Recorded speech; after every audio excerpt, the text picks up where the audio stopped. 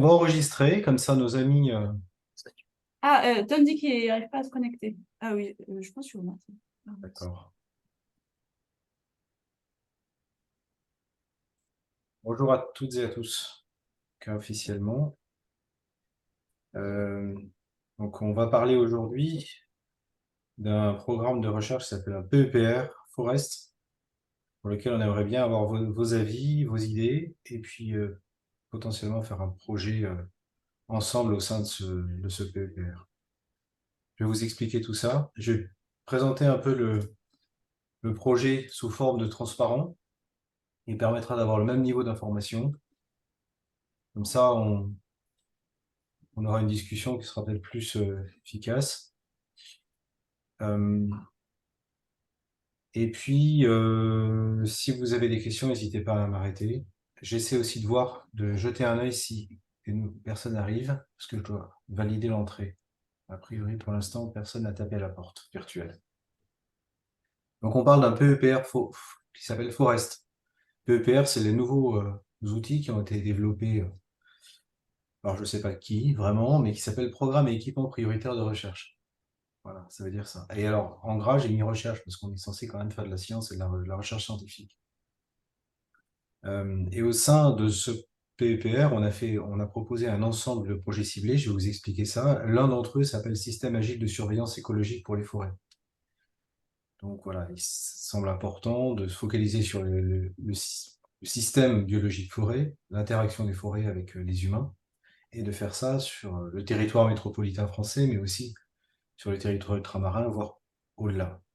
Donc le contexte général du PEPR Forest, c'est de travailler sur l'interaction entre les sociétés humaines, avec les enjeux économiques, légaux et autres que ça peut sous-tendre.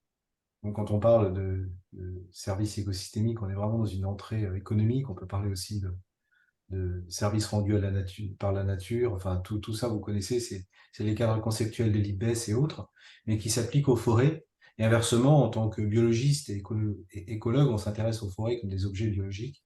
Et on veut regarder l'interaction entre les deux. Ah, non. Donc, les projets du Forest, c'est un projet qui intègre plusieurs projets ciblés.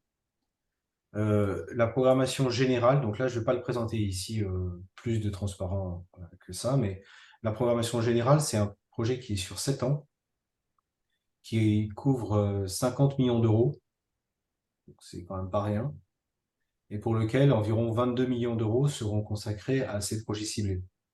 Le reste, ce sera des appels à projets, qui sera pour l'ensemble de la communauté scientifique s'intéressant à ces systèmes, les socio-écosystèmes forestiers, le premier sera ouvert l'année prochaine, et le deuxième sera ouvert à mi-vague, donc exactement quand, je ne sais pas, mais probablement en 2026. Et qui couvrira aussi environ 22-23 millions d'euros pour ces deux vagues. Et le reste, c'est des frais de management, etc. Voilà. Comme information aussi, ce projet-là est géré par l'INRAE, et comme copilote, il y a le CIRAD et le CNRS. C'est l'organisation qui a été négociée en très haut lieu. Aujourd'hui, le projet n'est pas lancé.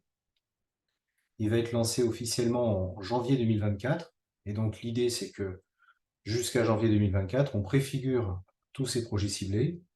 On organise aussi la gouvernance, etc.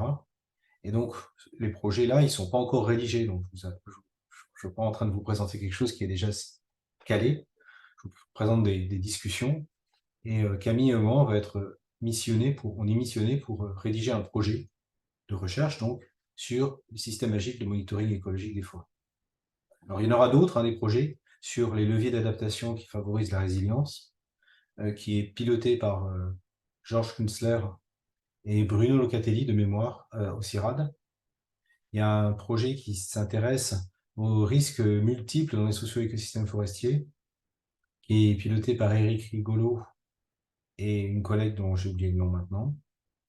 Le projet, donc projet ciblé 4, c'est celui 3, c'est celui qui nous intéresse. Le projet ciblé 4, c'est orchestrer une dynamique transformative des socio-écosystèmes forestiers. Je ne peux pas le dire en un souffle. Par la création d'un Think and Do Tank, c'est copiloté par Nicolas Picard et Maya Leroy. et c'est géré par Ecofor, le GIP Ecofor. Puis il y aura un PC interopérabilité des données qui donc nous intéresse aussi, mais de façon un peu marginale, la question étant comment on connecte tous ces tuyaux-là pour en faire des données qui sont actionnables, hein, pour toute la communauté. Alors donc, nous, on a fait tout un planning de webinaires. Vous voyez qu'on on s'est pas embêté, enfin, on s'est pas ennuyé ces derniers mois là avec Camille. On a fait 2 réunions en mai, très générales sur la présentation. Ensuite, on a fait une réunion sur la thématique biodiversité, monitoring de la biodiversité, avec qu'est-ce que ça voulait dire, qu'est-ce qu'on pouvait faire et qu'est-ce qui était réaliste aussi. Les dispositifs de terrain, je vous présenterai 1 ou 2 slides sur ça. Les enjeux socio-économiques. Aujourd'hui, on parle des tropiques et en fin de semaine, il y aura des aspects historiques aussi. On aimerait pouvoir replacer pas seulement du monitoring dans le futur, dans les 10 prochaines années, mais aussi qu'est-ce qu'on sait sur les temps longs. Alors ça rejoint ce qu'on discutait à l'instant de l'histoire forestière de la Réunion, qui commence à un moment très, très net avec une trajectoire assez rapide, très tôt. Et donc ça, c'est intéressant de savoir parce que finalement, sinon, on n'a pas de baseline pour réfléchir à tous ces enjeux de transition. Et on a déjà des exemples historiques très clairs de transition rapide, en particulier dans les milieux insulaires. Alors, ce qu'on propose de faire, nous, dans ce projet Ciblé 3, c'est de mobiliser 2 communautés scientifiques. La première, c'est celle de la télédétection, avec l'intégration de nouvelles techniques qui viennent du spatial, hein, des informations à l'échelle quasiment métrique, connectées avec une innovation qui est l'intelligence artificielle, qui nous permet maintenant de gérer d'énormes masses de connaissances. Donc là, par exemple, vous avez la forêt de Chantilly, au nord de Paris, qui est cartographiée à l'échelle de 10 mètres de résolution. En fait, ça, c'est une carte d'un papier d'un collègue qui est à l'échelle de la France entière. Donc maintenant, on a des cartes à 10 mètres de résolution de la hauteur de forêt à l'échelle de la France entière, qui reposent sur une combinaison de données LIDAR, de l'instrument JEDI, plus des données Sentinel 1 et 2. Et ça veut dire qu'on peut opérer maintenant ces cartographies-là et les remettre à jour quasiment à une échelle mensuelle, puisque Sentinel 1 et 2 sont mis à jour tous les 4-8 jours en fonction. Donc on a vraiment, et grâce à ces algorithmes d'intelligence artificielle, on peut maintenant mettre en production ce genre de choses. On pourrait avoir des cartes en quasi temps réel de la hauteur forestière de la France. Alors bien sûr, les tropiques, c'est plus compliqué, l'accès aux données est plus complexe parce que le Sentinel-1, c'est un radar, donc ça devrait passer. Sentinel-2, c'est de l'optique, donc ça devrait moins bien passer. Donc il y a des challenges, mais on sait faire ça. Et puis bien sûr, les données de télédétection ne valent rien s'il n'y a pas de données de terrain. Et avec des données de terrain, il y a plein de choses qu'on peut pas faire, qu'on peut que faire par le terrain. Enfin, les enjeux de biodiversité, les enjeux de suivi phénologique, etc. Donc il y a évidemment besoin de connecter les deux, intégrer les connaissances par l'observation de terrain et télédétection. Donc, ce qu'on propose de faire là dans ces suivis, on a un ensemble d'objectifs qui sont de comprendre comment les forêts répondent au changement du système biologique, en mettant en place des observatoires de long terme qui permettent de poser des questions sur le système forêt, qui sont des questions finalement assez variées sur l'intégrité environnementale, la biodiversité, le stock de carbone, l'intégration des activités socio-économiques liées à la forêt, y compris les activités récréatives. Et puis le fait qu'on a cette opportunité technologique, mais ce n'est pas une fin en soi, bien sûr, ça sert à répondre à des questions scientifiques.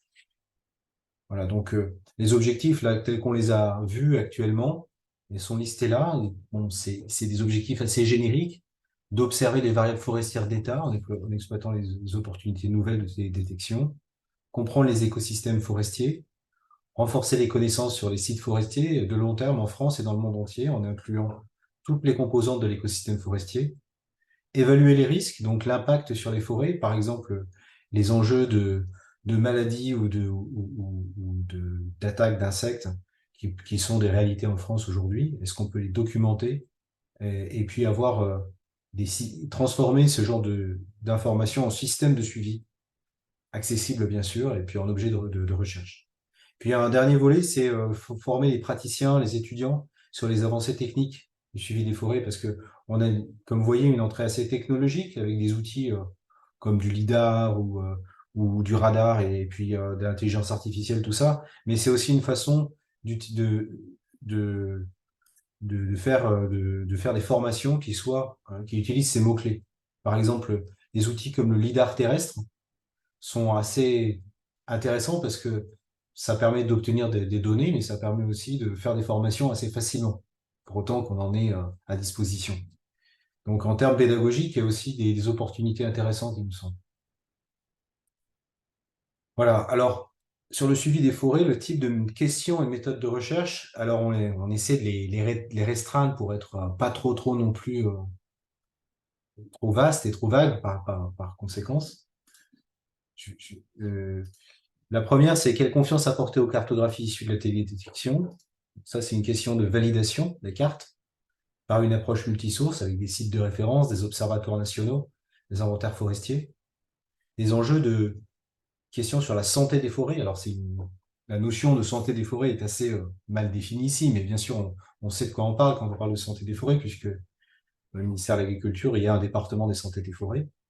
Donc, être capable de peut-être accélérer la capacité de détection de maladies et de propagation de ces maladies, par exemple, ou alors de réaction à des événements de sécheresse.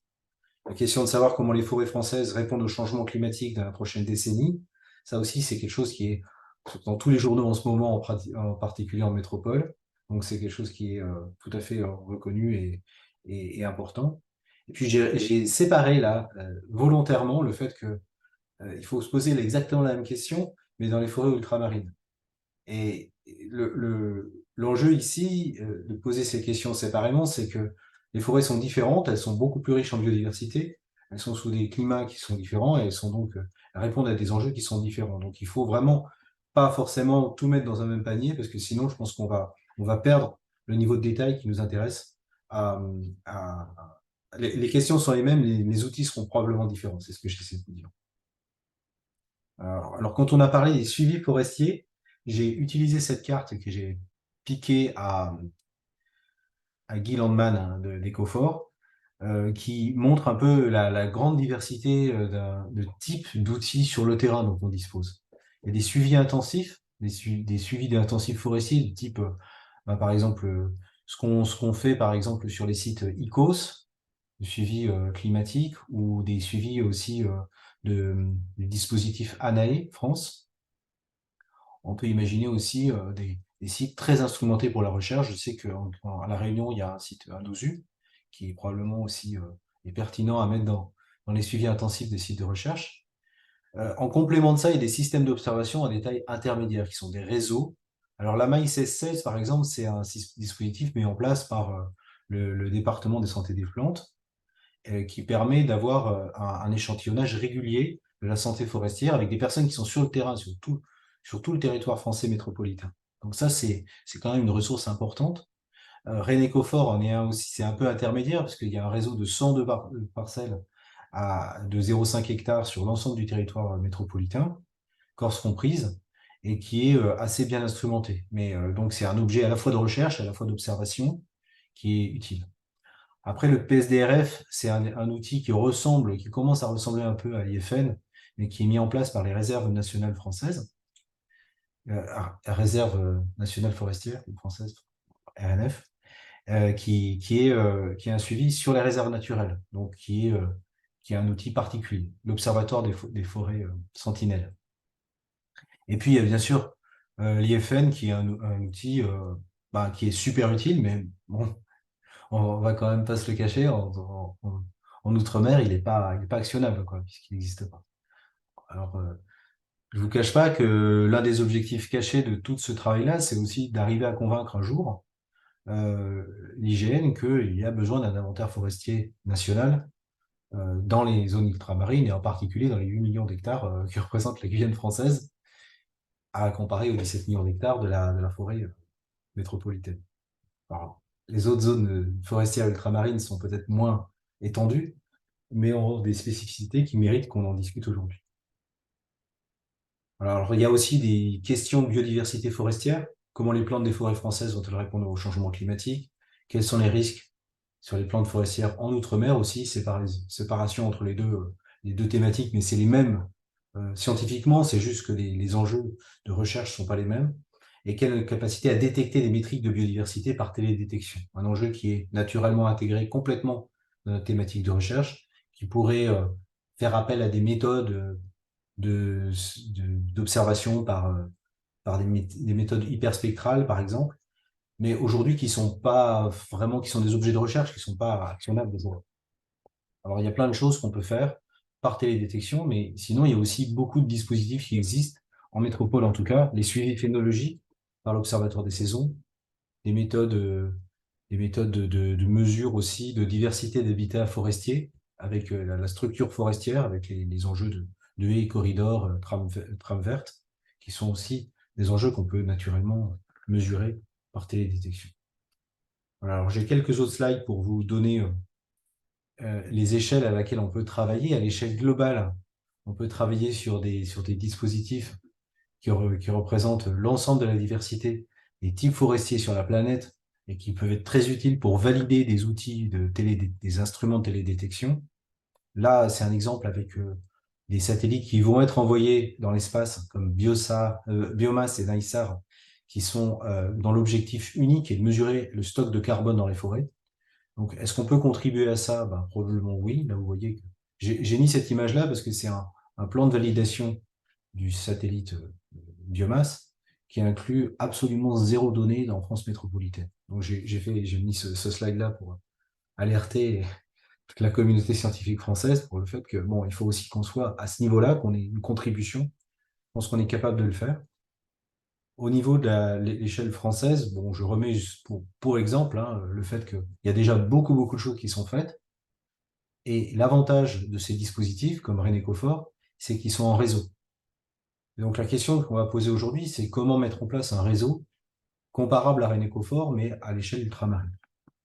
Alors il y a déjà des choses qui se font à l'échelle plus modeste, même si c'est compliqué à l'échelle de la Guyane française, c'est le dispositif Guyafort, qui est un dispositif piloté par Géraldine, Olivier, et qui regroupe des parcelles permanentes mises en place par le CIRAD sur pas mal de sites, d'autres mises en place par l'ONF, le site des Nouragues aussi, qui est ici. Et ça, c'est un réseau qui est déjà très intégré. Alors, très intégré, c'est toujours, c'est toujours un travail à remettre au goût du jour. Il y a une seule base de données sur les inventaires forestiers qui est gérée de façon cohérente. Il y a une notion aussi d'essayer de faire des survols LIDAR sur certains des sites, de façon répétée également.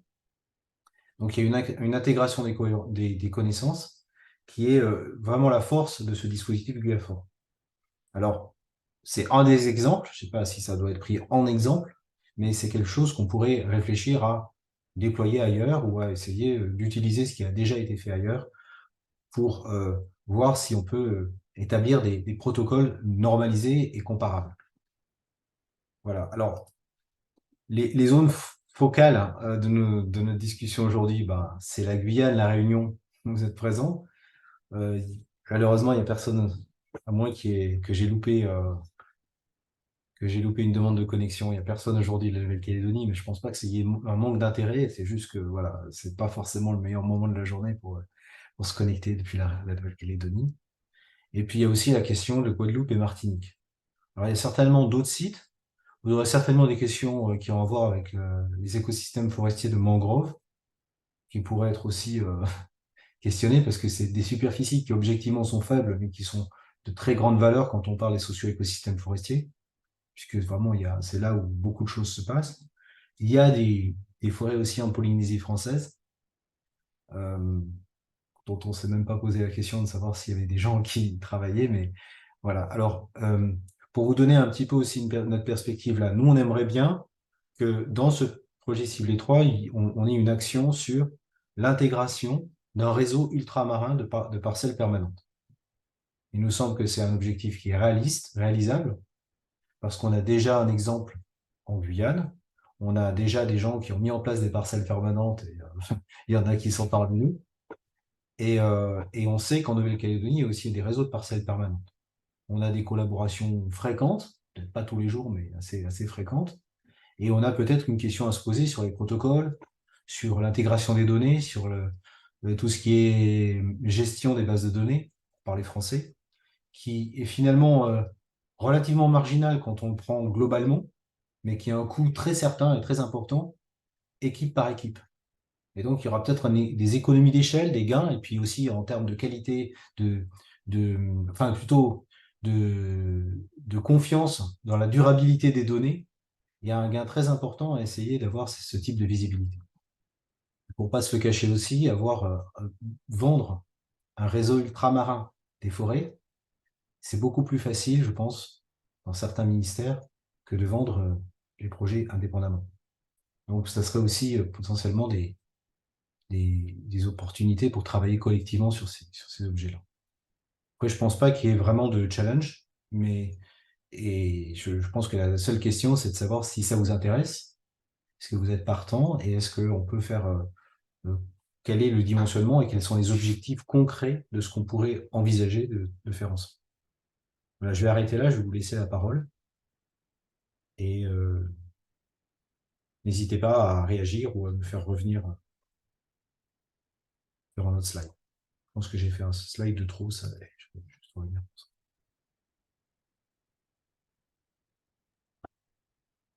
On est très peu nombreux, n'hésitez pas à prendre la parole sans lever la main, ça sera aussi facile.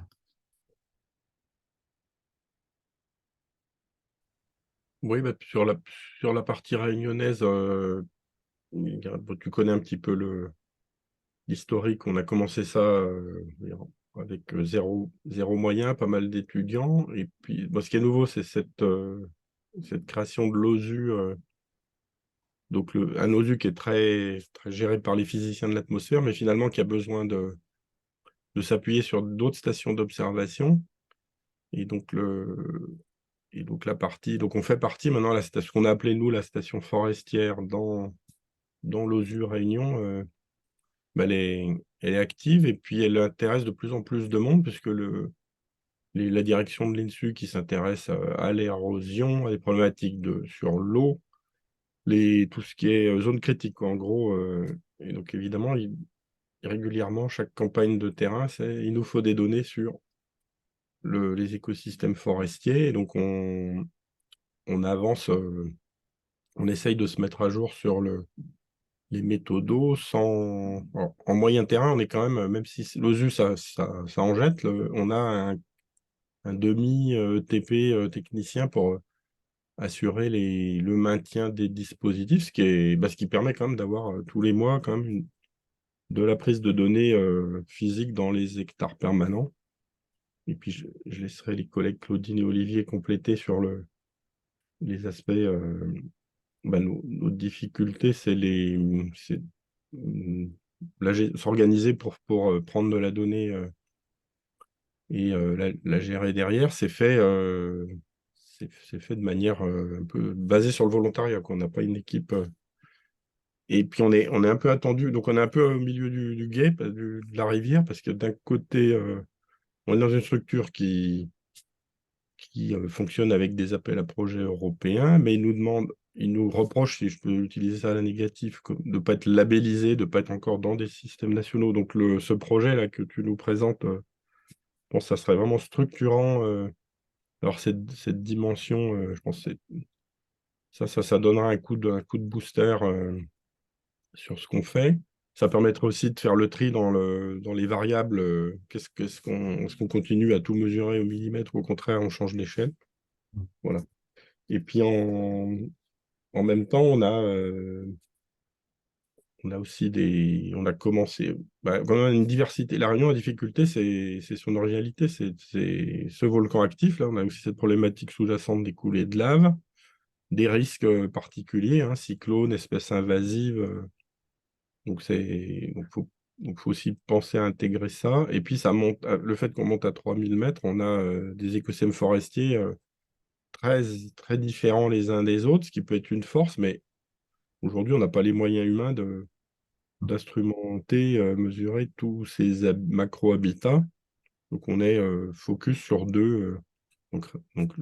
Claudine, je pense qu'elle pourra nous parler de ces cloud forests là, qui sont si si importante pour le cycle de l'eau. Et puis, bon, la base, c'est toujours évidemment le reliquat de forêt de basse altitude, Marlongue, qu'on essaye de mettre en réseau quand on a l'occasion avec l'île Maurice, où il y a un pseudo-réplica de 3 hectares aussi. Donc on pourrait, s'il fallait faire tirer un peu avoir de l'ambition, aller sur, voilà, sur 30 000 arbres étiquetés au lieu des 15 000 réunionnais, en ajoutant les Mauriciens avec le même protocole.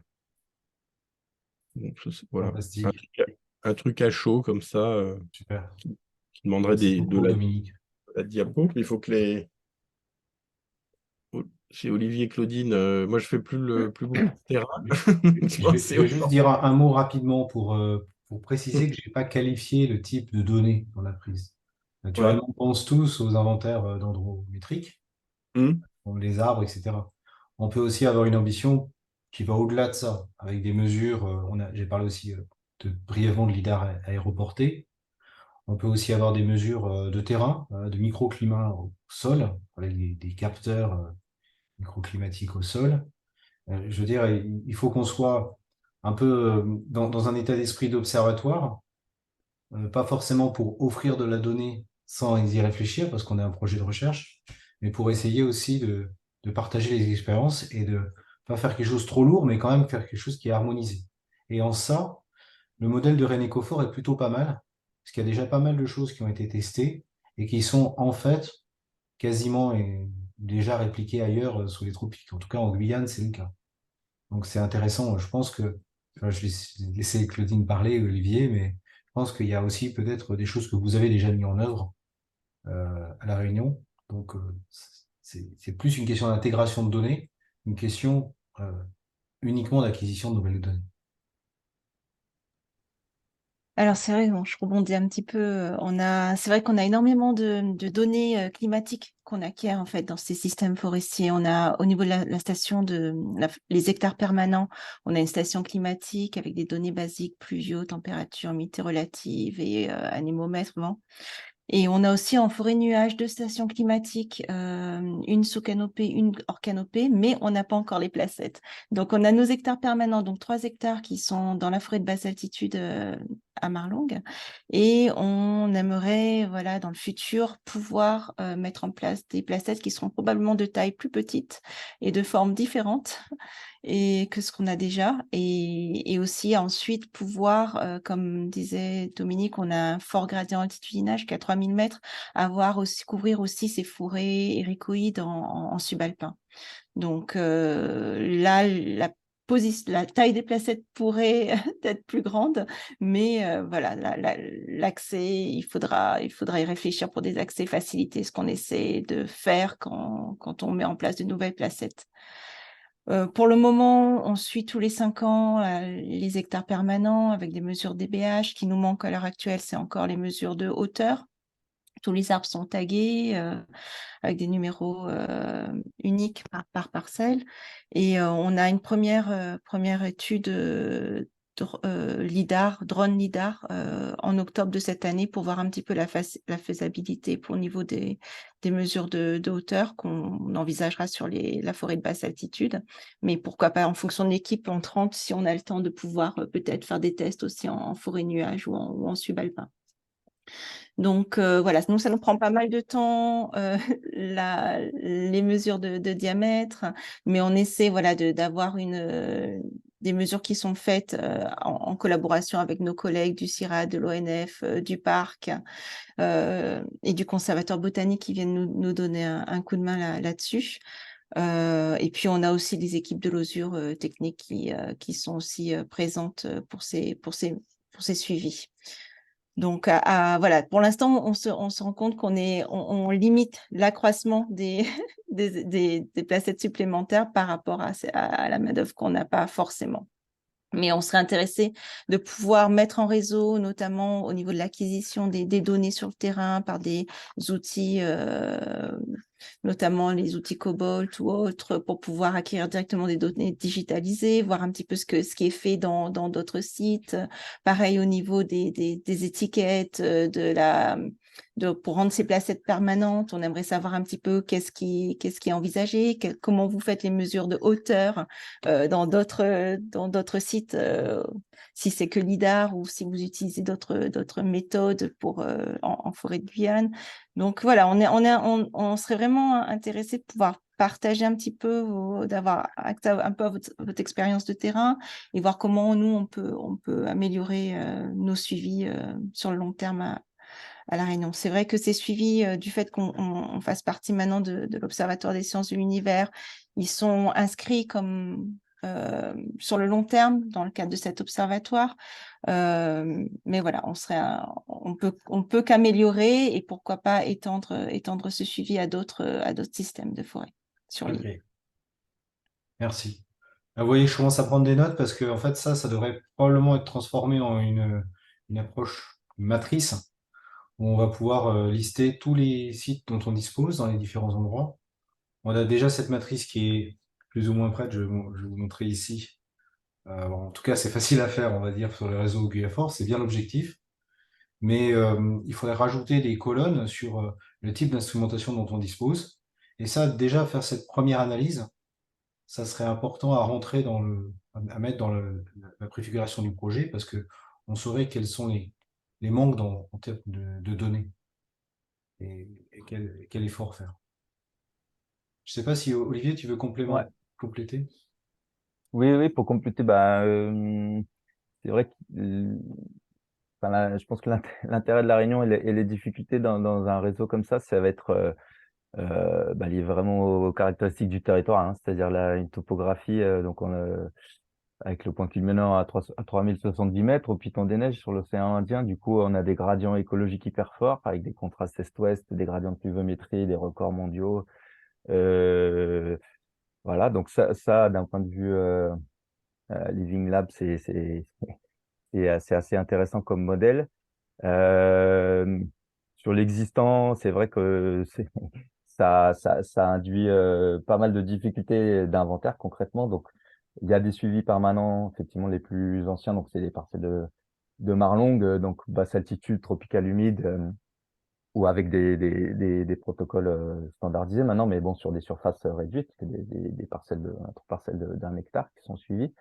Après, on a pas mal d'inventaires, enfin, type forestier, mais plutôt en one shot, quoi, sur des projets particuliers. Et on est, on est obligé, en fait, d'assembler des surfaces différentes parce que concrètement, l'accessibilité ne permet pas de mettre des hectares, et puis les moyens humains, mais avant tout, même clairement, l'accessibilité, la faisabilité.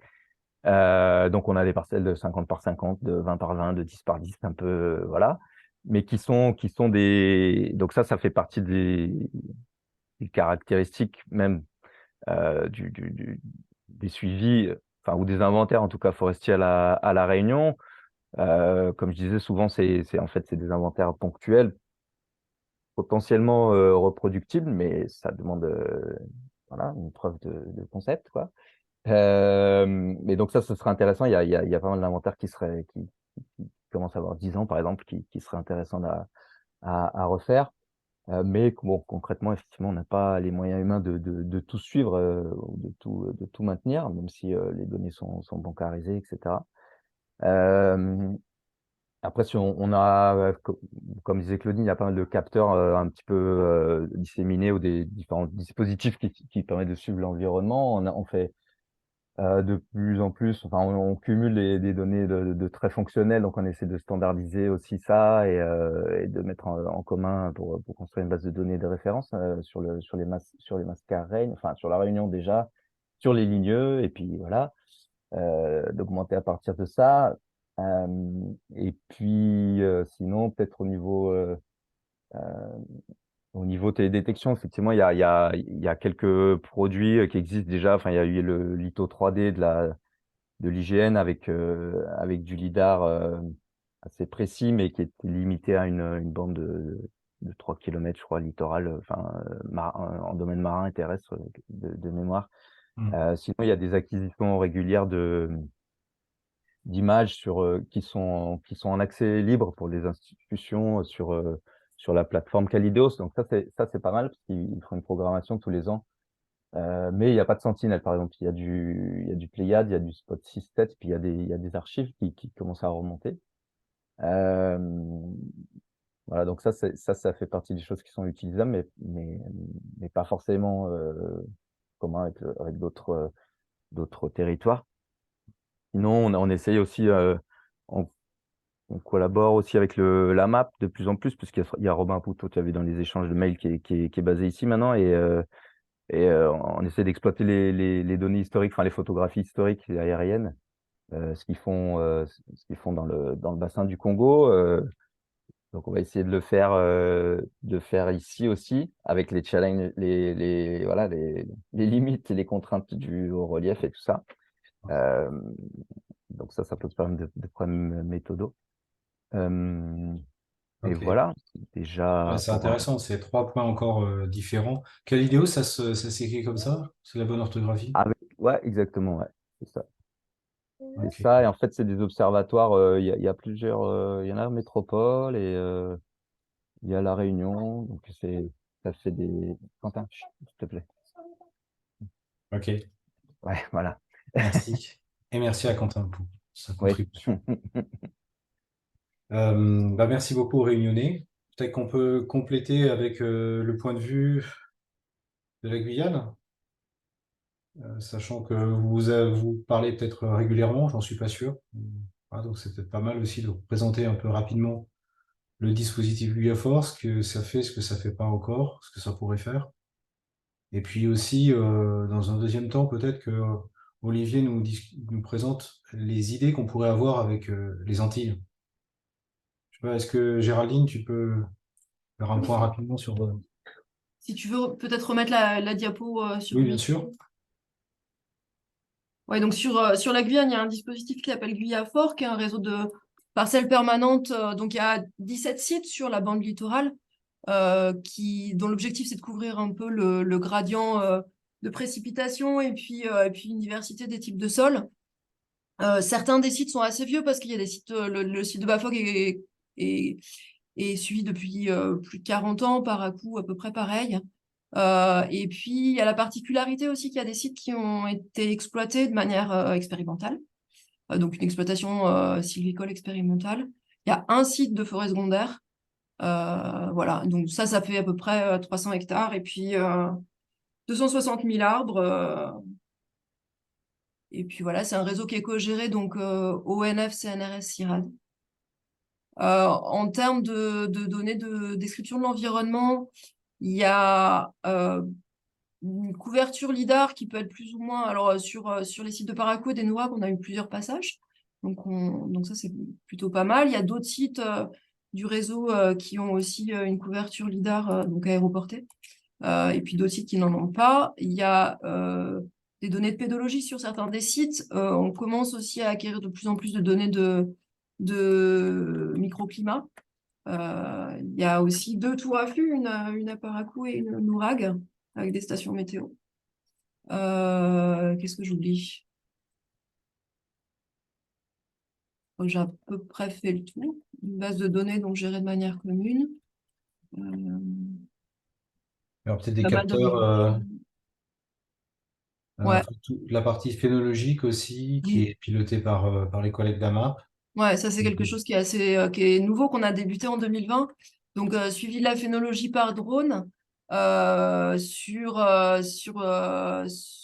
Parakou, sur plusieurs hectares, avec plus de 1000 hectares de 1000 couronnes qui ont été segmentées et reliées, enfin identifiées et pour lesquelles donc on peut suivre l'individu et son espèce. Et puis il y a un détourage de couronnes qui se fait plus largement sur la zone suivie. Donc, le nombre de couronnes suivies est en train d'augmenter. Donc, ça, c'est des données récentes et qui sont sur un projet ponctuel, mais qu'on voudrait intégrer au dispositif pour le pérenniser. Ouais. OK. Donc voilà, les points communs, je pense qu'il y en a quelques-uns quand même avec l'OSU, enfin le projet dessus. Il y a peut-être des différences. Je pense qu'il y a clairement, à mon sens, une question d'harmonisation des données, de gestion commune des données qui qu'on doit se poser, sachant qu'avoir ça, on gagne en termes de sécurité, en termes de visibilité. Donc, je pense pas que ça soit un challenge du tout. Si vous avez déjà une gestion de base de données qui est organisée, la seule question, c'est l'interopérabilité, ce qui en soi n'est pas complètement trivial, mais qui peut être fait, je pense, dans le cadre d'un projet. Et une fois que c'est vraiment cette intégration est faite, la deuxième question, c'est comment on peut aider, enfin, comment le PC3 là, de CPBR Forest pourra aider pour euh, soutenir des activités bien identifiées, sachant que le PC3 sera pas forcément en position de financer d'investir tous ses fonds dans l'activité tropicale. Donc, il va falloir qu'on fasse des choix, peut-être qu'on focalise sur certaines actions, avec le principe que si on développe une action, on essaie de la faire un peu partout, de façon le plus comparable possible, soit en accompagnant l'acquisition de données, soit en déployant des choses qui sont à certains endroits et pas ailleurs. Peut-être pour avoir ce niveau d'harmonisation qui est fait un peu partout. Donc c'est une discussion à avoir qui est peut-être un peu prématurée, sans qu'on ait fait cette analyse matricielle là, des différents sites et ce qui est disponible. Une autre question, c'est quelle est la superficie d'inventaire minimale? Est-ce qu'on parle d'inventaires qui sont permanents ou est-ce qu'on parle d'inventaires qui peuvent être temporaires? Je crois que c'était une question que nous posaient aussi les collègues en Nouvelle-Calédonie, où il semble qu'il y ait une problématique de pérennisation de parcelles. Enfin, il y a beaucoup de parcelles apparemment, si j'ai bien compris, hein, j'ai jamais mis les pieds en Nouvelle-Calédonie. Il y a pas mal de parcelles apparemment, mais il n'y a pas cette notion de remesure régulière. Or, il me semble que si on s'inscrit dans un dispositif d'observatoire, de monitoring, il faut qu'on ait ça. Donc, il faut qu'on marque les arbres, il faut qu'on puisse les remesurer. Et ça, en soi, c'est facile à dire en une phrase, mais c'est quand même énormément de boulot. Donc, voilà, je pense qu'on est tous conscients de ces limites, mais il va falloir aussi qu'on mette un certain montant financier à toutes ces actions-là, parce que je pense que enfin, ce que j'essaie de dire, c'est qu'il ne faut pas être trop ambitieux sur ça. Je pense que si on arrive à créer ça sur une base de données et de savoir commun et de partage de connaissances, éventuellement même de publications communes, ça nous permettra d'aller très facilement vers des financements supplémentaires et d'avoir un effet de levier pour faire le travail qui est plus long, qui est d'avoir des personnels permanents ou non permanents pour nous aider. C'était pété d'en parler 2 minutes tout à l'heure. C'était une longue parenthèse. Peut-être laisser la parole maintenant à Olivier pour nous dire quelques mots sur la situation dans les Antilles actuellement. Du point de vue, donc Olivier est à l'ONF et donc tu as une bonne vision de ce qui se passe aussi sur les Antilles. Oui, donc oui, aux Antilles, enfin, la réflexion sur la mise en place de placettes permanentes, bon, elle est ancienne, mais il y avait eu un atelier avec plusieurs participants en 2008 en Guadeloupe, justement pour essayer de réfléchir à la mise en place de placettes permanentes aux Antilles. Et de cet atelier, donc, avait été défini un certain nombre de méthodologies applicables à la fois en Martinique et en Guadeloupe. Et en Martinique, c'est plutôt l'université avec Philippe Joseph qui avait pris ça en main et finalement un petit peu tout seul dans son coin parce que a priori c'est quelqu'un de très difficile d'approche et qui a du mal à travailler, enfin très rare, très synthétique, mais a priori qui a du mal à travailler avec les autres. Et donc, il a l'air d'avoir mis en place un certain nombre de placettes autour de 1500 mètres carrés chacune, dans différentes unités écosystémiques qui avaient été définies, mais pour lesquelles on n'a pas accès aux données. Donc, et qui sont a priori pas suivies, puisqu'il y en a qui sont en forêt départementalo-domaniale et en forêt privée et pour lesquels, a priori, l'ONF sur place n'a pas les données. Et donc, il n'y a que lui qui les a. Mmh. Donc, et pour la Guadeloupe, il avait été décidé de faire un gradient sur Grande Terre entre versant Atlantique et versant Caraïbes. Et puis là, plutôt d'implanter des placettes d'1 hectare. Pour l'instant, il y a 8 placettes qui ont été installées plutôt sur le versant Atlantique, à ma connaissance. Et qui sont suivis plus ou moins régulièrement, et qui sont plutôt qui avaient été étudiés par Alain Rousseau de l'université de Guadeloupe, enfin des Antilles, mais Guadeloupe. Et donc ça, et récemment là, au niveau de l'ONF, on a retravaillé, et on retravaille justement sur la mise en place de placettes permanentes et de réactiver notamment les placettes permanentes aux Antilles et notamment plus particulièrement en Martinique. Nous, on bénéficie de financements particuliers dans le cadre d'une MIC biodiversité du ministère de la transition écologique, notamment. Avec ces crédits-là, on a commencé cette année. Nous, on a fait une mission d'appui justement à l'ONF en Martinique pour qu'ils commencent à implanter leur première placette de suivi de 2500 mètres carrés sur le versant est de la montagne Pelée, en sachant qu'en Martinique, ils ont pas, il y a toute la phase amont justement de caractérisation des différentes formations forestières, ou végétales et végétales, parce qu'ils n'ont pas que des formations forestières. Hein, quand on est au-dessus de 800 mètres d'altitude, on n'est plus vraiment dans de la forêt, on est plutôt dans de la végétation herbacée avec quelques petits arbustes, et après encore plus haut, il y a quasiment plus d'arbustes. Donc, c'est pas tout à fait les mêmes protocoles qu'on mettrait en place pour caractériser ce type de formation. Mais ça, pour l'instant, il n'y a pas à part une cartographie des années 70, il n'y a pas eu de cartographie précise justement des unités écologiques ou des formations forestières, un peu même en Guyane, hein, en Guyane, nous, on a un catalogue des habitats forestiers qui permettrait peut-être aussi de réfléchir à une redéfinition ou à une caractérisation de certains types de forêts qu'on n'a pas caractérisés par le dispositif existant, même s'il est déjà très important, on l'a vu. Et par contre, et donc il y a cette réflexion-là, en sachant qu'en Martinique, ils ont un lidar sur la totalité de la Martinique en 2011, et qu'il va y avoir le lidar HD qui va passer normalement soit cette année en Martinique ou en Guadeloupe. Enfin, c'est les deux vont passer en 2023-24.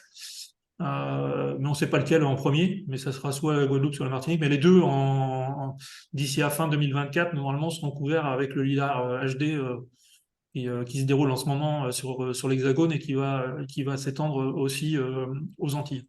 Et à La Réunion également, il me semble. Hein. Donc, il y a une réflexion là-dessus. Et en parallèle, par rapport à ce que tu disais tout à l'heure, Jérôme, il y a vraiment là en ce moment, il y a une discussion au niveau des ministères et de notre direction générale sur la mise en place d'un inventaire forestier national à l'échelle des DOM. Donc, discussion entre les ministères, l'ONF et l'IGN. Pour justement décliner cet inventaire forestier national à l'échelle des DOM. Hein. Je dis bien des DOM, hein, pas des TOM, bien DOM. Et c'est en train de se discuter pour essayer de voir comment on le met en place et quand est-ce que. Alors là, normalement, ça devrait. Dans la logique, ça devrait se faire là rapidement, mais en même temps, on ne sait pas trop comment ça va évoluer avec les financements, avec les ministères. Et avec la réflexion de ce que tu disais tout à l'heure, est-ce qu'il y a un lien entre justement les placettes permanentes et cet inventaire forestier territorial? Est-ce que dans l'inventaire forestier territorial, ça serait plutôt des inventaires pas forcément permanents, mais pour caractériser certains types? Tout ça, ça sera à discuter, et le lien qu'on aura également entre cet inventaire-là et l'inventaire des dispositifs permanents dont on parle aujourd'hui. Très bien, merci. Sur la vision plus long terme dont tu parlais juste à l'instant, là, ton dernier point, je pense qu'il faut qu'on continue à pousser sur la diversité des types d'observation, de systèmes d'observation. Un inventaire forestier, ça a plein d'utilités. Oui. Parce que c'est très, très multifactoriel, et ça permet de mesurer plein de paramètres de façon statistique, mais c'est pas forcément un objet localisé pour faire de la recherche. Ouais, totalement. C'est la complémentarité qu'il faut montrer, quoi. C'est C'est ça, ça. exactement. Donc, Mm. ce genre de diagramme-là, c'est intéressant Mm. parce que ça permet de voir que, voilà, on gravit une montagne ou au contraire, on a des socles. Je ne sais pas très bien comment symboliser ce que symbolise ce triangle, mais c'est un peu l'idée que on a besoin des trois côtés. Très bien. Et Et pour, puis, et pour compléter la partie dispositif permanent, c'est justement au niveau des ministères, là, depuis un certain temps, ce qu'on essaie de leur démontrer, parce qu'ils nous posent, enfin, même, enfin, des fois ils nous oublient, hein, parce on est un peu loin. Ils nous oublient pas justement quand il faut dire que la France, quand on parle de carbone, etc., de biomasse, et donc ils nous posent de temps en temps ou régulièrement un certain nombre de questions, et ces dispositifs permanents vont permettre de répondre ou permettre de répondre à ces questions. Donc, enfin, ça justifie totalement que ça soit un financement vraiment pérenne, inscrit, et c'est pas forcément dans le cadre de projets de recherche qu'on doit retrouver systématiquement des crédits pour faire vivre ces dispositifs. On devrait pouvoir s'appuyer sur ces dispositifs pour faire des projets de recherche, mais pas financer dans le cadre de ces projets de recherche la gestion permanente de ces dispositifs qui devraient faire l'objet d'une mission d'intérêt général, quoi. Parce que ça permet de répondre à tellement de questions fondamentales que c'est pas forcément dans le cadre de ces projets de recherche qu'il faudrait financer ces dispositifs, quoi. très bien. Est-ce que vous avez des commentaires, des compléments à faire? Des réunionnais, des réactions Moi, je pense que cette idée de mise en réseau, elle est forte, hein. Je pense qu'il faut. Je pense que c'est bien aussi de réfléchir à la structuration qui a lieu dans l'Hexagone, pas couper ce cordon ombilical par faire un truc d'outre-mer, on est différent.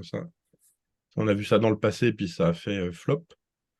Donc je pense qu'il faut vraiment réfléchir, peut-être même national et voir Europe derrière, mais en tout cas, oui, donc partager, donc aller vers un maximum oui, même méthodo et mise en réseau des données. Je pense que ça, c'est cette dimension-là qui est originale. Et puis après, entre si on s'inspire des réseaux de Renault Confort, bah, c'est se mettre à jour. Il y a peut-être des choses où on doit un peu compléter.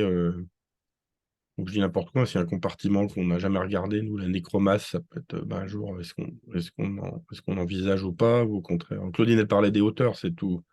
Ça paraît simple, mais avec la topographie qu'on a, on est un peu en galère avec ça.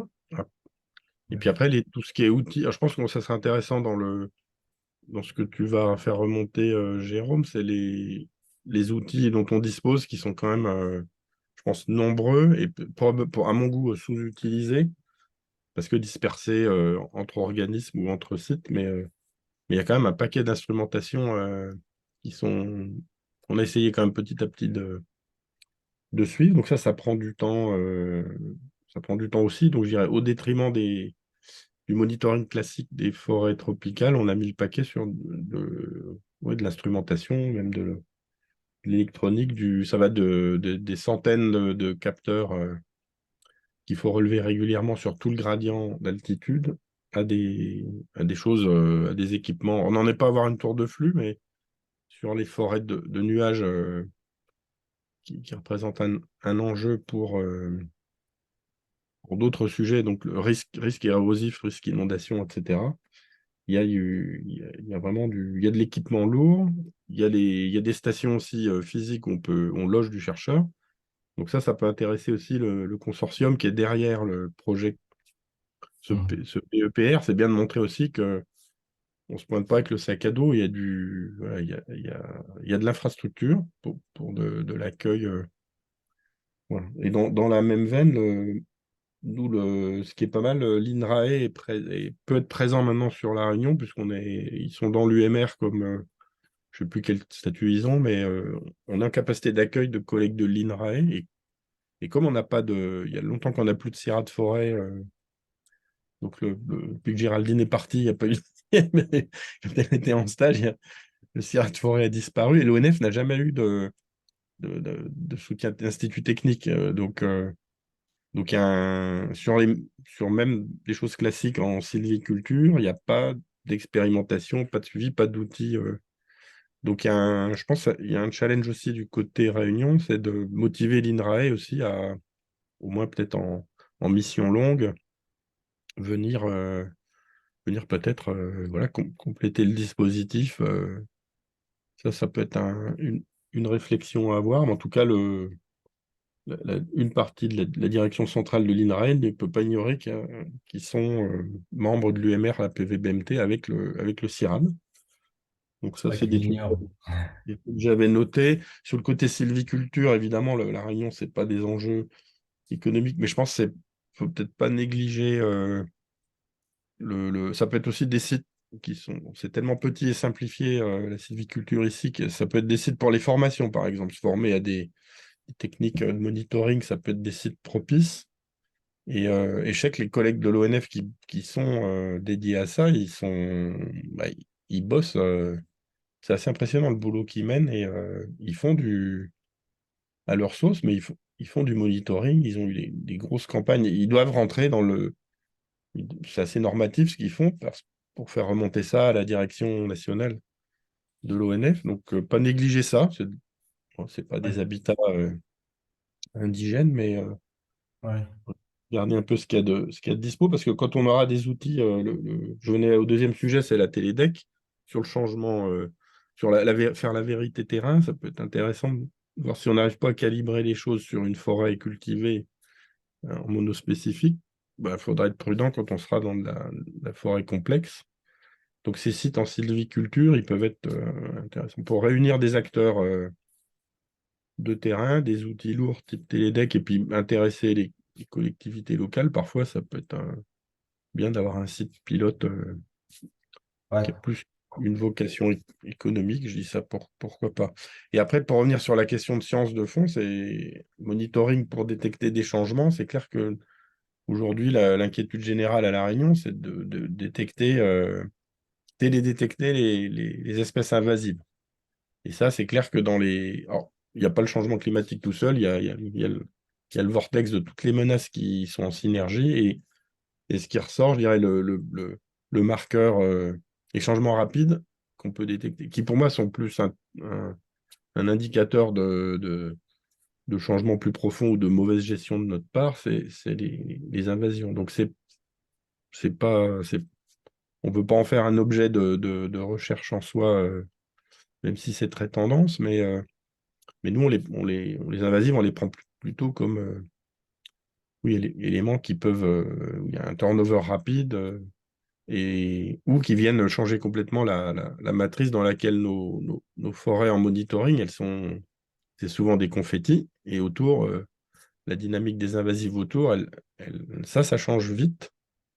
Et donc là, je sais qu'il y a un programme, là, il y a le parc national, le CIRAD, qui sont embarqués dans un projet qu'on va découvrir demain matin, nous, sur un truc assez ambitieux donc de télédeck et cartographie des invasions dans une optique de lutte, mais Hmm. la lutte, c'est pas pour demain, parce qu'aujourd'hui, on sait agir sur 1 mètre carré, mais les invasions, elles ont pris une ampleur à l'échelle de l'île là qui nous dépasse un peu. Ça, faut le dire, c'est pas nouveau, mais c'est assez inquiétant. Voilà. Cette thématique-là, elle est vraiment, je pense, très importante au sein du PEPR Forest, parce qu'il y a Mhm. cette notion de risque forestier. Les gens pensent beaucoup au risque métropolitain, les forêts métropolitaines. Et à la fois, là, il y a certainement des problématiques qui sont aussi très partagées, avec des Ouais. gradients hein, d'impact hein, entre la Réunion, les Antilles, la Polynésie. Hein. Mhm. Là, c'est Et encore, puis, ouais. encore Et un autre ordre de grandeur. Mhm. Ça pourrait être un sujet vraiment intéressant à mettre en avant. Tu disais aussi tout à l'heure que c'était important de pas être déconnecté de ce qui se passait dans le milieu métropolitain. Mais justement, je crois que c'est la force du projet qu'on peut proposer. D'une part, c'est qu'il pourrait être bien financé. Donc là, je ne l'ai pas dit peut-être, mais on est sur un montant de 8 millions d'euros sur 7 ans. Donc on aura quand même des leviers. c'est bien pour faire de la recherche, c'est pas non plus si extraordinaire que ça si on ramène ça en termes de TPT, de financement de personnel, hein, donc il faut faire attention à ça, surtout qu'une partie part en overhead. Mais bon, donc on a quand même un levier pour faire des choses intéressantes. Un autre commentaire par rapport à ce que tu as dit, Dominique, c'est par rapport à l'objet plantation. J'entends ce que tu dis et on a une très forte pression de la part en France métropolitaine pour focaliser beaucoup de nos activités sur les plantations. Je pense qu'il va falloir qu'on soit aussi, qu'on fasse des choix qui sont stratégiques par rapport à ça. C'est-à-dire, si on se focalise sur les plantations, on se focalise quand même sur une petite minorité de la superficie de la forêt Mm. française Mhm. qui attire par ailleurs une grosse activité de suivi, de monitoring, de mesure par des acteurs comme le CNPF en France métropolitaine qui ont déjà beaucoup enfin, voilà, d'activités et de subsides pour faire de la Mm. recherche-action. Donc peut-être que nous, on s'était plutôt orienté vers le reste des forêts, c'est-à-dire 15 des 17 millions d'hectares de forêts françaises et puis 8 millions d'hectares de forêts guyanaises, pour ainsi dire, quasiment zéro plantation en Guyane, parce que c'est tout le reste et que d'un point de vue des changements de biodiversité, des changements de stock de carbone, du fonctionnement, c'est extrêmement significatif. Et pas que en Guyane, pas que à La Réunion, partout. Donc je pense que c'est un peu cette ligne qu'on voulait suivre. Et peut-être qu'on sera les vilains petits canards du PPR Forest et qu'on travaillera plutôt sur les forêts Mhm. et les forêts non plantation, mais je crois qu'il y a vraiment utilité de mettre ça en avant, cette thématique-là. Donc, pour l'instant, c'est cet axe de recherche qu'on voudrait porter. C'est aussi en cohérence avec le collectif qu'on est en train de constituer. Je pense, hein, il y a peu de Oui, gens oui, qui tout à fait, oui. Mhm. utilisent des Bah, plantations. de toute façon, ici, c'est zéro. Au niveau plan économique, c'est zéro. C'est même même elle est déficitaire, la petite sylviculture locale. Mais je dis les sites, comme vu nos territoires insulaires, si tu veux, tu as une mosaïque de. Donc souvent, tu faut prendre nos hectares permanents, là. C'est intéressant de regarder ce que je voulais dire, c'est ce qu'il y a de chaque côté. Tu vois, donc ils sont pas tout seuls, tu as le champ de Cannes, une forêt, une zone de sylviculture. Voilà, c'est ce patchwork qui est intéressant. Et c'est là-dedans, en gros, les changements de demain qu'on va détecter, ou notamment les invasions, ouais, ça va venir de la zone agricole ou sylvicole. Quand je disais sylvicole, c'est plus. Ici, l'enjeu, c'est l'agriculture, hein, parce qu'il y a une pression, il y a une pression même forte politique pour grignoter, remettre en question le statut du parc national.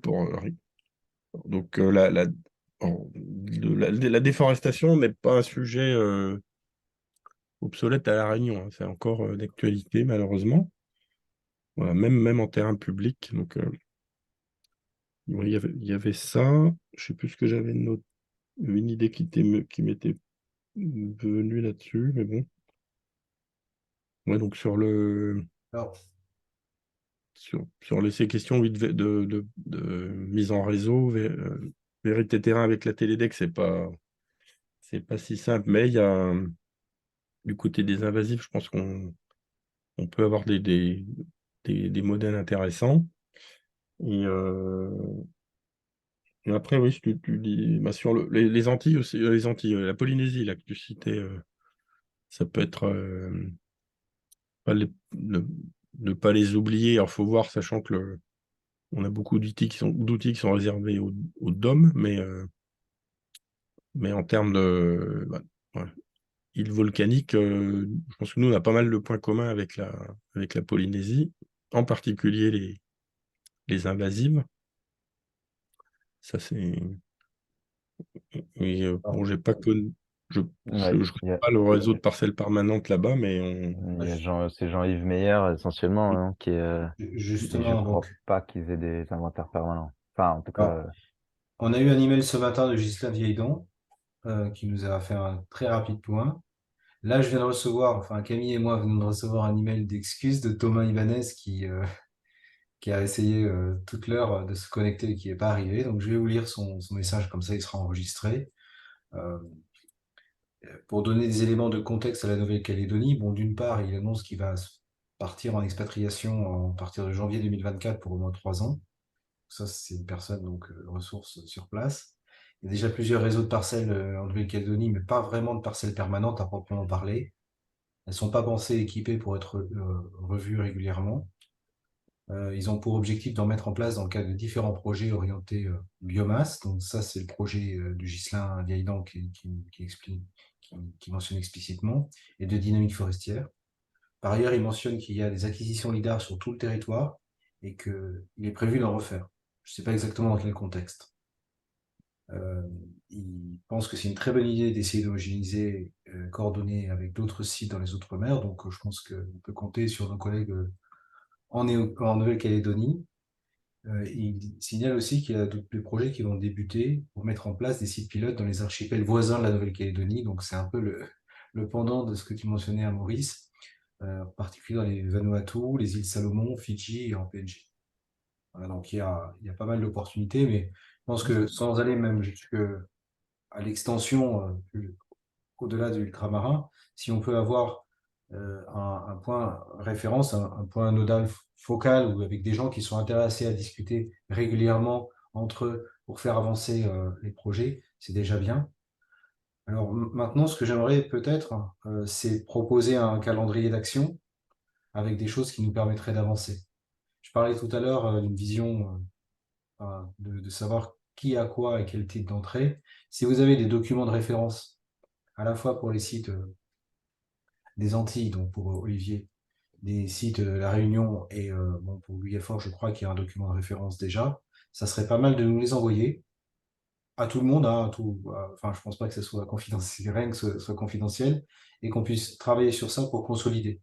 Ce qu'on va voir apparaître, c'est naturellement que tout le monde n'a pas rempli les entrées de la même façon, donc il faudra faire un deuxième passage. Et je pense que simplement, ce qu'on doit avoir, c'est une gap analysis, quoi, pour savoir qu'est-ce qui manque. Et si on a fait ça, je crois on aura déjà largement fait le boulot de la création de ce dispositif. Parce on saura quel investissement prioriser. Donc, si vous êtes d'accord pour faire cette action-là, on nous permettrait d'envoyer la même information à Thomas. Dans quelques jours, cette présentation qui est donc enregistrée sera mise en ligne et on demandera aux collègues néo-calédoniens de la suivre quand ils voudront, quand ils auront le temps, et de nous donner leur retour. Et donc, l'invitation, bien sûr, à eux aussi, de nous faire une approche globale de ce qui a déjà été fait en Nouvelle-Calédonie et quels sont les manques, serait très utile. Je ne sais pas si vous avez des idées supplémentaires. Naturellement, il Est-ce faudrait que qu'on se retrouve. est-ce que en gros, tu as une idée de la forme de la matrice, parce que on va devoir piocher, je pense, un petit peu à droite à gauche dans différents D'accord.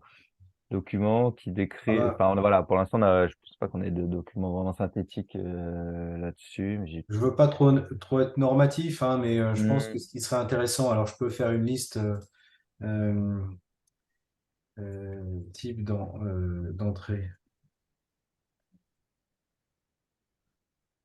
on va dire nécessaire, c'est plutôt souhaité. C'est d'une part le nom du site, superficie échantillonnée, euh, type de variable métrique. Qu'est-ce que je veux dire par là? BH, BH plus hauteur. Je pense que là, on n'a pas forcément beaucoup de surprises à attendre sur ce genre d'entrée. Coordonnées. Vous allez le faire avec moi, hein, je lance le truc, mais je suis sûr que vous Ouais, n'avez pas d'idée. mais est-ce que du coup, Présence de couverture LIDAR, suivi de hmm. pardon, capteur. J'en profite pour faire une petite question, Ouais. Guyane, Antilles. Est-ce que vous suivez d'autres compartiments que les forêts, comme les compartiments épiphytes, type bryophyte ou mésofaune, etc. Lichen. Ok, je vous entends pas.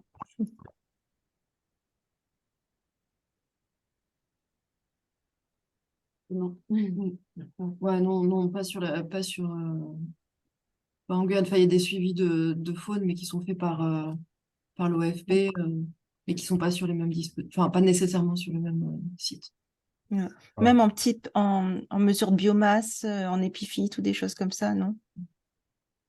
Ok. C'est quand même pas négligeable, mais presque, hein, par rapport à des forêts où il y a 4 centimes par hectare de biomasse aérienne. Est-ce Euh, que du coup des infos sur des parce qu'on est un peu dans le même cas que la Nouvelle-Calédonie sur des parcelles qui n'avaient pas forcément vocation à être remesurées. Est-ce que c'est intéressant quand même à mettre dans le voilà dans les infos ou ah, c'est-à-dire, est-ce que les arbres sont marqués ou pas? Je pense que ça permet de savoir si s'ils ont été marqués de façon permanente, c'est pas bien compliqué de revenir et de les remesurer, même si l'intention initiale n'était pas là. Après, hmm. c'est un peu bizarre de marquer les arbres et de pas avoir l'intention d'y revenir. Je vous conseille, d'un point de vue logique. Voilà Voilà. voilà Mais après, si ça n'a pas été fait et que il y a une cartographie précise qui a été faite de la parcelle, là, c'est quand même possible de revenir sur des données historiques et de marquer les arbres post-hoc et puis d'attribuer les données anciennes. C'est plus compliqué, mais c'est faisable. Enfin, ça peut être faisable, Hmm. sans préjuger les types forestiers. Voilà, donc, mais à la limite, si les arbres sont pas marqués et que c'est un one-off, pourquoi pas quand même le mettre dans la listing? Ça veut pas dire que ça sera intégré dans un réseau initial, mais peut-être que ça pourrait être un deuxième type de réseau avec des informations qui pourraient être quand même valorisables d'une autre façon. Je pense que Hmm. toute donnée, dans le principe, toute donnée est bonne à prendre. Bah, ouais. Ce sera forcément enfin pas du suivi individuel mais forcément si c'est pas marqué ça reste compliqué encore que on a des forêts qui sont assez stables sur des périodes assez longues. Mais bon, effectivement, à l'échelle du peuplement, il peut y avoir des infos à en tirer dans les changements, peut-être. Par exemple, voilà, on donc, avait installé justement un réseau de petites parcelles de 10 par 10 mètres pour les bryophytes sur la soufrière, sur le Moaoraï à Tahiti, à La Réunion, puis dans d'autres îles européennes. Et c'est vrai on a l'inventaire, donc la présence-absence pour les ligneux, mais voilà, les inventaires étaient portés sur la diversité sur les bryos. alors, je vais quand même, parce que c'est un document, comme je vous disais, qui est enregistré, je vais quand même prendre le soin de rajouter quelque part une note en disant à compléter dans des discussions ultérieures, et peut-être aussi euh, à comparer au protocole de Rennes Ecofort. Parce que celui-là, je dis pas qu'il est parfait, mais au moins il est rédigé. Et il est peut-être pas applicable dans tous les cas, mais on peut y faire référence. Donc voilà.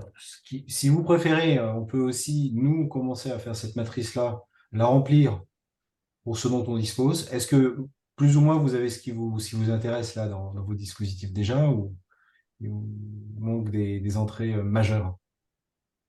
Je pense, Jérôme, on peut peut-être rajouter aussi, s'il y a des documents de référence qui sont accessibles, soit des articles, des liens sur des sites, des choses Ouais. comme ça peut être intéressant aussi de rajouter ça.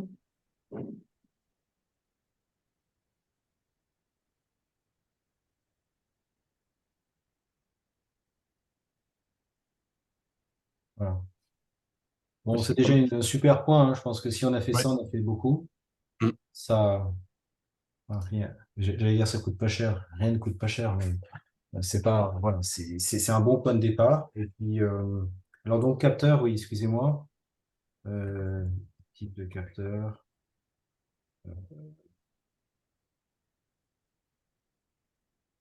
Ça peut être pour plein de choses, hein, les capteurs. Donc voilà, c'est un peu générique, mais c'est une tour à flux, d'une certaine façon, c'est un capteur. C'est un gros capteur, mais c'est un capteur.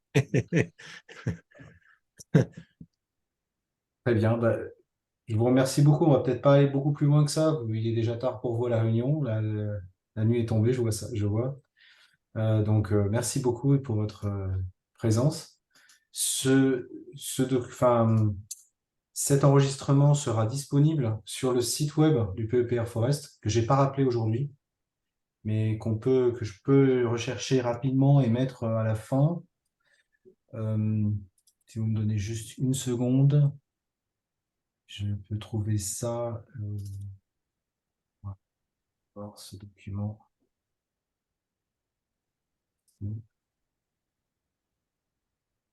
On a je vais le mettre ici.